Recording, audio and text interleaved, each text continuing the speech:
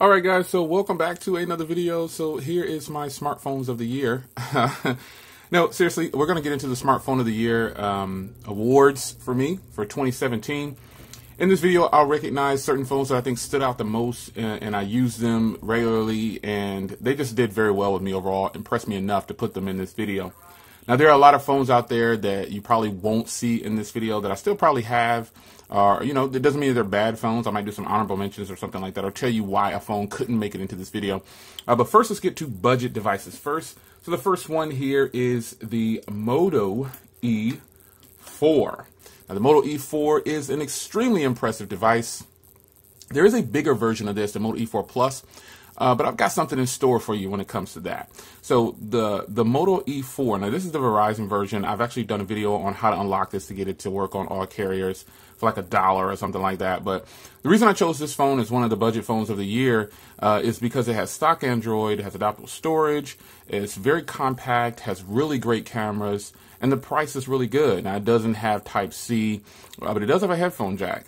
It has a removable battery. Things like that are important to people who are average consumers. They might want to get a device that has a removable battery. So that is a couple of reasons why I like this device, man. I think it's very, very doable for 2018, 2019 probably. But it definitely won me over in 2017. Now, another budget device, because I couldn't just give it to one, I had to give it to this phone too. So this phone right here actually is a super winner in my book. This is for the person that is a media consumption just junkie and you're on a budget, or you want a big phone that has some high-end features of some of the top-tier phones. Example, this has Type-C, it has a fingerprint reader, it has dual cameras, it has Dolby Audio, it has a headphone jack, dual microphones for recording.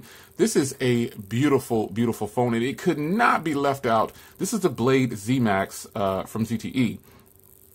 Fantastic design on this thing. Nice and thin. It's big. It's just a great phone. It has a 1080p display, adaptable storage. It does have like 2 gigs of RAM, but this phone has proven to me that it's worthy to make it into the 2017 awards, because it's a phone that's within everyone's reach as far as financially and the features that it offers. A 1080p 6-inch display is something that we probably all desire at one point, and it still has that 16:9 ratio. So these are my two top picks for budget devices of 2017. So these are your winners from your man Jay Will. So if you have these devices, check them out. Or tell everybody how good they are. And if you don't have them, definitely check these out. I think you will be really impressed with these two devices here. So now, a category that's it was so difficult to pick a winner. Now, I am, I guess, what's called a global YouTube reviewer, which means I review phones that are not so much offered in the U.S., that can still work in the U.S. And when I come across one that has full compatibility for the U.S. and is offering high-end specs and more with premium hardware, it's hard to overlook it. And so, again, it took me a long time to figure out which one of these devices I wanted to give this award to for mid-ranger of the year, and I narrowed it down to this one right here. This is the Xiaomi Mi A1. This is an Android One device, which means it's a Google device and it's stock Android. Consistently gets updates, and in fact, there's an update waiting for me right now for the December patch, and this is obviously going to get Oreo as well. This is running a Snapdragon 625 with 4 gigs of RAM, premium hardware. Cameras on this phone are so impressive, front and rear. I rank these cameras on par with the iPhone 7 Plus. That's just my take on it. But this phone has something that a lot of people still desire. It has an IR blaster, it has noise canceling microphones, a rear mounted fingerprint reader, again, the dual camera setup, a headphone jack, Type-C, premium metal build. This is really, really nice, and it's a little slimmer. People kind of say this looks like the iPhone 7 Plus, and it kind of does, but this is a little bit slimmer than the iPhone 7 Plus. Very loud speaker. I mean, this is a great, great setup, man. This thing is absolutely fantastic.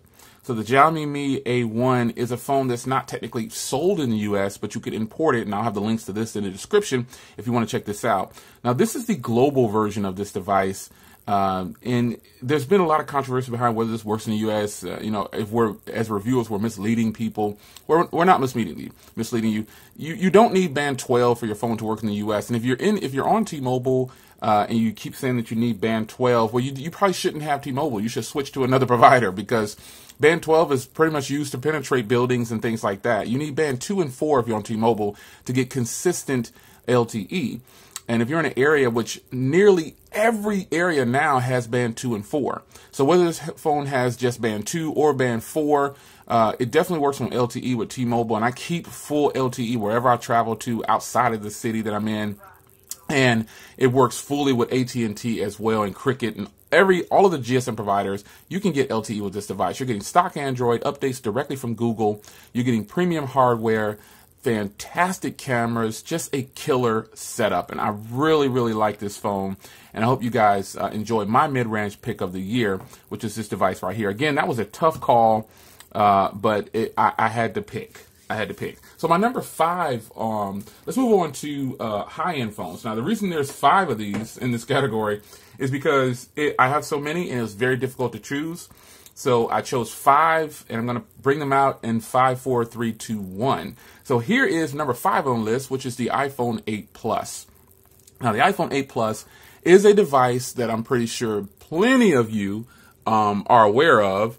You really can't go without doing some kind of awards without mentioning an iPhone. Now, the iPhone's software is really stable. No issues with the software in my usage. This design right here is very familiar. I did have the iPhone 10, but I switched back to my iPhone 8 Plus because I just felt it was something that was way more appealing to me as far as the real estate goes and how I use this device. I didn't like having to do certain things on the iPhone 10 that are very simple on here, i.e. double click, swipe away, and the app is closed. Fingerprint readers, convenient, you know, simple things like that. So I chose the iPhone 8 Plus as my number 5 in my top 5 for high-end smartphones. This is a very powerful phone. It still has the same internals as the iPhone 10, and the hardware is still premium. I have this matte marble white skin on here just for grip, and it looks pretty cool too. So that's my number 5 on this list. I can go on in detail about all the great things it has, but check my channel for the review of this device and all the devices that you're going to see here. So number 4 on the list is none other than the Essential Phone. Now, the Essential Phone definitely is a device that deserves to be in this top 5. It has some beautiful hardware, performs very well. I mean, this is probably the first, I think this is the first phone with titanium and ceramic body. Really nice. It's got the 18:9 ratio. It is just doing very well so far. No complaints. I don't have a complaint about this device. The cameras are nice. The software is good. It's a good experience with stock Android. No upgradable memory, but you do have those mods that you can snap on the back for your cameras. It has dual 13 megapixel cameras with the laser autofocus and dual LED foam, LED flash, and tone flash, and you got a fingerprint reader. You don't have a headphone jack, and pretty much all these flagships that I'm bringing out don't have a headphone jack, which is unfortunate. But that's what it is. So that's my number 4 on the list, the Essential Phone. So number 3 on the list, and we're getting into some tight territory here because number 1, 2, and 3 were very tough for me to make a final decision on, but I had to, and that's just what it is. So here is number 3 on my list. It is the Galaxy Note 8. Now, the Galaxy Note 8 is somewhat called the phone of the year. Some people still believe it's the phone of the year. Well, it made it to my top 5. This is a productivity beast. With the addition of the S Pen, this is what takes the Samsung Galaxy line, comparing to the S8 and the S8 Plus. This is to me is the only thing that takes it over the edge for being a little bit more attractive than the S8 and the S8 Plus. Now, the S8 Plus definitely is a device, and the S8 are devices that I really love, but this boxy 6.3-inch high quality display is really nice. Now, this phone has tons of features, like it has an iris scanner, a fingerprint reader, a heart rate monitor, dual cameras on the back there, a headphone jack. It's water resistant, Type-C, S Pen. Doesn't have the loudest speaker, but it still has one. It has an SD card slot. It is just a massive phone, and That might be one of the drawbacks from it from some people, a massive price. And pretty much all these phones that I'm going to lay out here have a pretty high price tag, with the iPhone 8 Plus topping off at $1,950 or $970 or whatever it is. And then the Essential phone is one of the lower cost ones. It used to retail for $7, I believe, but now it's down to $5 or even $450. This one is $950, and you can find this on promotions too. So a lot to love about the Galaxy Note 8, and it made my number 3 spot. Now, to your surprise, I know you're going to really freak out when you see this. You're going to be like, well, what the heck is number 1? Well, my number 2 spot goes to none other than, let me clean it up here because it's super shiny. You know what it is. The HTC U11. Now, the HTC U11 is a device that I used pretty much since launch. And I've actually used this for vlogging on my channel, videos, until I moved up to a real camera. And then I use it for lots of other things, recording all the footage on my channel.